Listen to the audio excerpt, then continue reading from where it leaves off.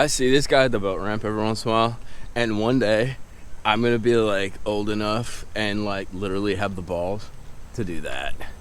That's an El Camino pulling like a freaking like 77 Ranger trailer.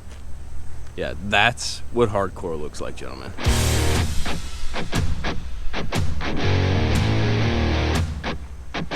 Welcome to mikeybalzz fishing, guys. We're gonna fish some kind of adverse conditions. One of the things that happens, especially in Florida during kind of like the winter and that, which is what we're going into, is you get these massive storm fronty kind of things, and it literally blows like 100 miles an hour. It's like 7 in the morning right now, and it's already blowing like 15 to 20.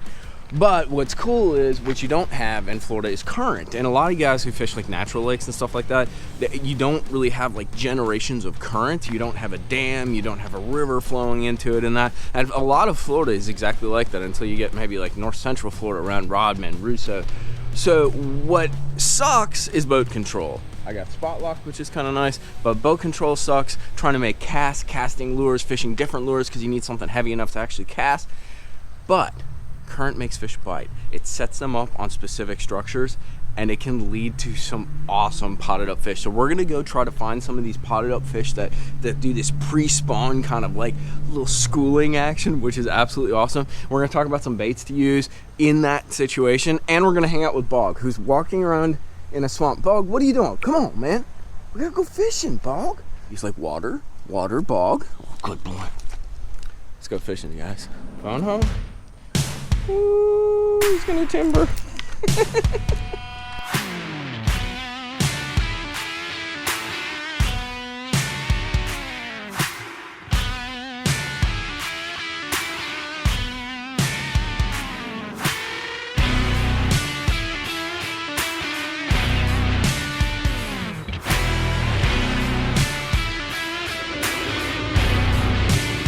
That's all bass. Bass City. So first things first, when it's blowing like this, I like to kind of be in one spot. And I know spot lock really helps with that, but what I'm actually talking about is, you know, in fall we're gonna be fishing a bunch of pockets, you know, the backs of creeks and stuff. They're not super big areas, they're kind of targeted areas. Like right now, there's a little bit, I think there's some fish right there, like a little pot of fish, and a shell bar right in front of us. So it's kind of a target, but it's a broad target, just like you'd be in the back of a pocket. You're in kind of like a micro pond, if you will. But what I like to do is have the boat sitting still, and I got the Ghost and I got the spot lock, so I can do that now. I used to have to always kind of be on the trolley moving around, but what it allows me to do is kind of get situated and analyze, you know, what's here, here, and here. And say if we're in the back of a pocket, I can see there's a tree sticking out of the water there, you know, the drain, the creek kind of comes out right there, so there's going to be a ditch right there.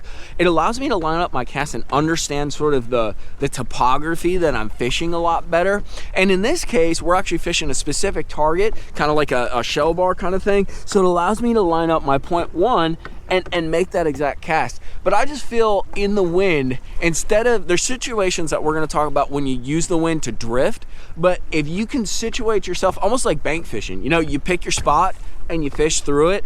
That's really kind of what I do. Maybe it's the bank fishing like history that I have, but I like picking my spot, and I might adjust the boat a little bit, you know, a few feet there, 10 feet there, but it allows me to sort of pick stuff apart. And then when I figure out that magic cast, or if I find like a little piece of cover, I'll know exactly how to remake that cast based upon the angle the boat is hanging, based upon maybe like there's a tree line out there, based upon like the tree that I see that lines up that cast. It just allows me to be a little more detail oriented and a little more comfortable, because the wind can be a challenge, dude. It screws up. It's hard to tie knots, it's hard to put baits on, it's hard to cast. It's just a challenge. So you got to take advantage of every opportunity you have to stay on point.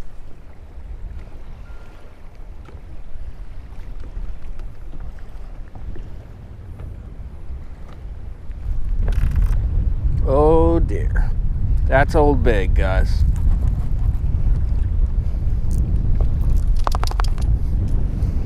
That is old big. Oh yeah. Old big showed up, Bog. It's really hard to land fish in the wind too, so I really recommend, especially if you're not around super heavy cover, is take your time. Like the fish is going to get blown around a lot. That's the beauty of spot lock too. At least you can have like a static point of where you're fighting the fish from. Don't do it. Don't do it. Take your time. But they, especially big ones, they'll just run you around because you got the current flowing. You got just everything's blowing around. The boat's moving a little bit. And I hope I don't have a bad angle. Sometimes they turn back into the wind and you lose pressure on the thing. Bog, I'm gonna have to get that net. You're gonna have to look out. We got old Big on and we gotta, oh gosh, oh gosh. Come here, Big. Oh dear. Come here, we might just lip her. No, we will not. Oh, don't do it, don't do it. Don't do it. Come here, come here, come here. Come here, come here. All right. We got old Big, boys. Oh, and I ripped my net. Nice job, Mike. Hello, Big. So the two things that I didn't mention that happen in the wind, one, a lot of people don't come out because frankly, navigating the wind, fighting the wind, it sucks. It takes a toll mentally and it's hard to fish in, there's no doubt. But the other thing is the big ones bite. The water gets chopped up, churned up, especially if you're on a clear body of water. That chop on the top almost creates like an overcast day. But I want to get this fish released. As I always tell you guys, you know, these are great reefs. God, look at this bog move. They gotta see, look how, that's an 8-pounder, boys. I'm not gonna put her on the scale. Like, I love catching bigs, but hello, nurse. Dude, look at this. Let's get her back. But oh, Big bites in the wind. You go back down there, you had some fight left in you. Big ones bite in the wind. It's hard to deal with, but hashtag worth it, dude. Like that current, that churned up bait moving around. Yeah, fun fishing. You guys see them on the side scan down there? That's all shell bar and stuff, but they're down there on the side scan, those little white dots.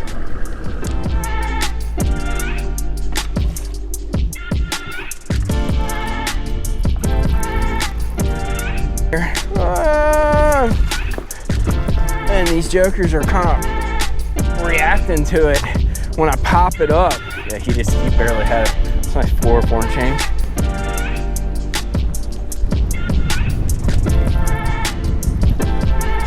It's on the hair. Uh-oh. What have we done? I want to be a little better one. She snagged.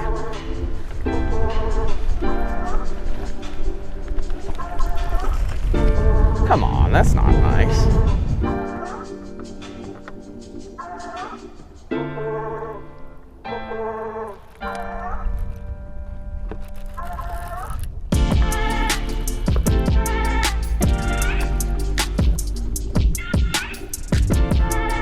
I think you got it.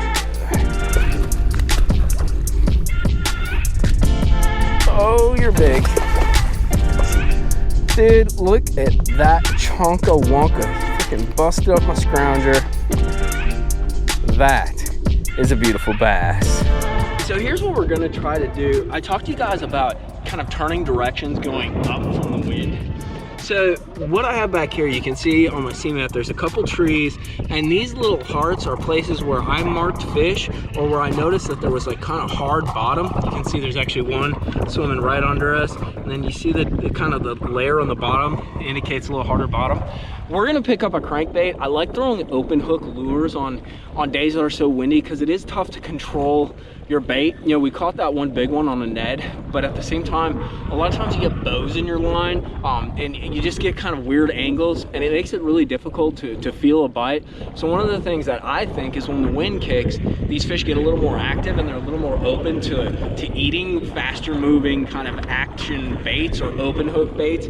So I'm gonna take this crankbait and just kind of slang around back here and see if I can't hook something. You know, I hooked up some little guys casting back to this area just with like a little Ned and a drop shot and an eco rig, but I want to just kind of cover some water to see maybe with the wind, maybe they're just like swimming around kind of randomly. And this is what I was talking about with like boat positioning, where I'm locked down in one place, but I'm going to fish a pretty broad area.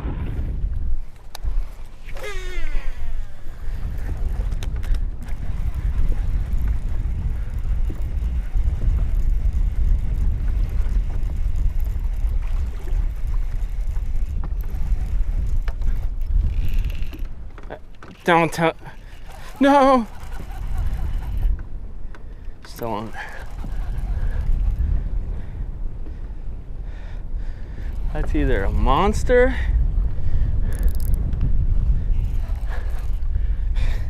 because I don't know if we got a monster on or we got one snagged, but she just stopped it.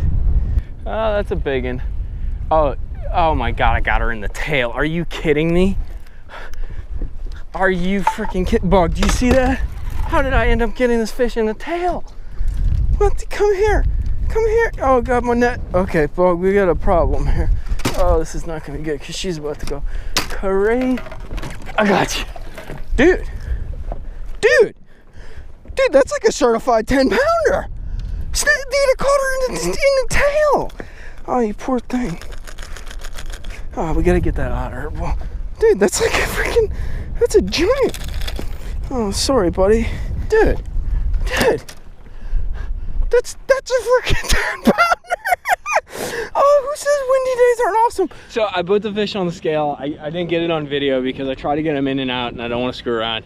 It weighed in at 9.9. It said 10.1 and then it dropped back and then it said 10.2 and then it said 9.12 and 9.9. So we're gonna go with 9.9. But I caught it in the tail. And this is kind of what we were talking about. I've moved upwind and I'm casting backwind and making these massively long casts, and I'm not even throwing to a target. I'm throwing, there's some scattered shell and a couple little pieces of wood out there, so I'm literally fishing it like covering water, but I'm doing it from one situated location. Casting there. Dude, when I hooked that joker, it went like 20 feet that way. It's like, no you didn't. I thought it came off because I reeled and it was all slack. And dude, there she was.